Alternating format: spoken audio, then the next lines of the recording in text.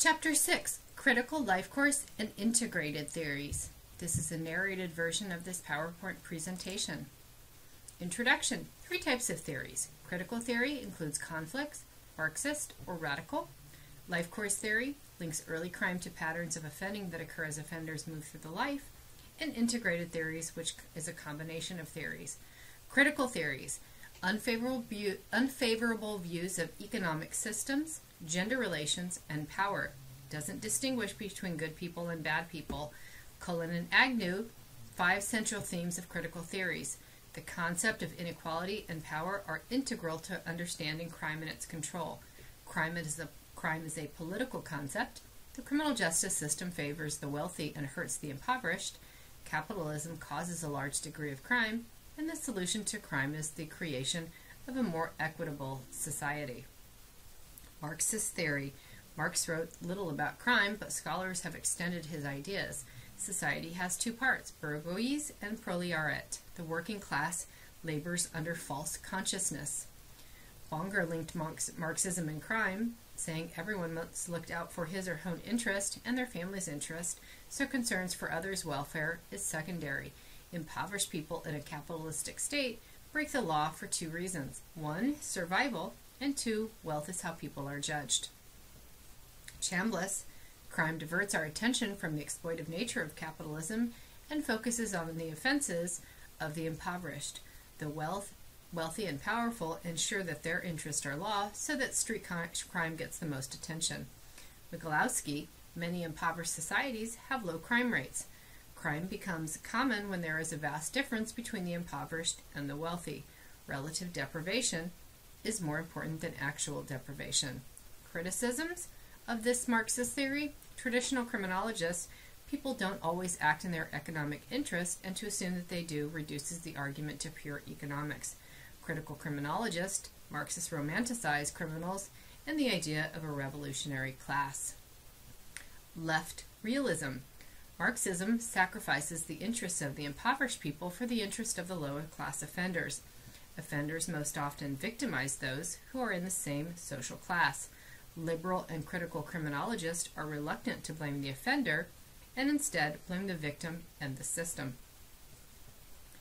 Left realism favored developing social policy over criminal policy. Short-term immediate reforms include jobs, higher minimum wage, government-sponsored daycare, housing assistance, and entrepreneurial skills into high school curriculums.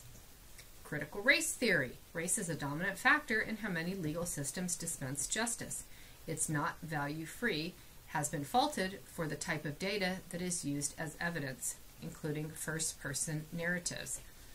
Postmodern criminology. There is no objective truth. Justice, law, fairness, responsibility, and authority are affected by their context and aren't absolute. Arago says there are 3 issues: the centrality of language, partial knowledge and provisional truth, deconstruction, difference, and possibility. Cultural criminology explores the relationship between culture, media institutions, crime, and social control. Farrell says the media filters the images they present to fit their version of reality and to be entertaining, and tries to understand what society's symbols and artifacts mean. Peacemaking criminology holds responsible not only the individual involved, but also to social structures that accepts, enables, or encourages them. It's concerned with reducing the suffering of everyone who is caught up in the criminal and juvenile justice systems. The peacemaking criminology pyramid organizes the tenets of peacemaking perspective into a hierarchy. At the bottom, nonviolence, then social justice, inclusion, correct means, discernible criteria, and categorical imperative. Life course theories examines crime in relationship to age. Rights and responsibility have always been allocated on the basis of age. Age is important because it's a fairly reliable indicator of physical development and social development, and the data is widely collected and easily accessed. Life course theories say young children and elderly adults commit very little crime. Why? Increase of testosterone in young males, the transition for adolescents to adult responsibilities and opportunities, changing cultural pressures and expectations. Life course persistent and adolescent-limited crime. Moffat, two types of offender who engage in antisocial behavior in distinctly different patterns. Life course persistent offenders, the most serious of the two groups, begin antisocial behavior at an early age and continue harmful acts throughout their lives. Adolescent-limited offenders, much larger than the life course persistent group, most kids engage in antisocial behavior for a short time and only in certain situations. Kids are drawn to delinquent activities as a way of proclaiming independence. Deviant behavior lessens and stops with age. Pathways and turning points. Sampson and Loeb considered how the connection to conventional society changes over the life course and how those changes influence offending. Life is a progression of age-related responsibilities and opportunities that proceed from infancy to old age. Pathways can include working, career, parenthood, and criminal behavior. Transitions, graduation, first job, and marriage. Pathways to crime might be interrupted by any of these turning points. The prediction problem with life course theories.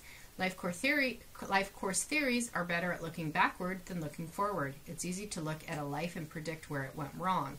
It's difficult to predict when a young person might go wrong later in life.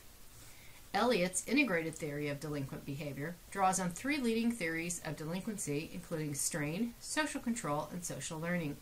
Expands strain theory to include more than lower-class delinquents. Argues that those who experience strain will have their bonds to conventional society tested and will antisocial behavior from delinquent peers. Thornberry's interactional theory of delinquency uses social control theory and social learning theory. The attachment one has to parents is variable. Focuses on attachment to parent, commitment to school, belief in conventional values, and association with delinquent peers. As the youth develops delinquent values because of these interactions, he or she is more likely to engage in delinquent behavior. Delinquents tend to find each other. Tittle's control balance theory, also an integrated theory. The control we have over our lives is affected by the control others have over our lives. Balance is the key. Lack of control leads to acting in ways that provide a greater sense of control. A surplus of control leads to committing deviant acts to take advantage. That ends this narrated version of this chapter PowerPoint.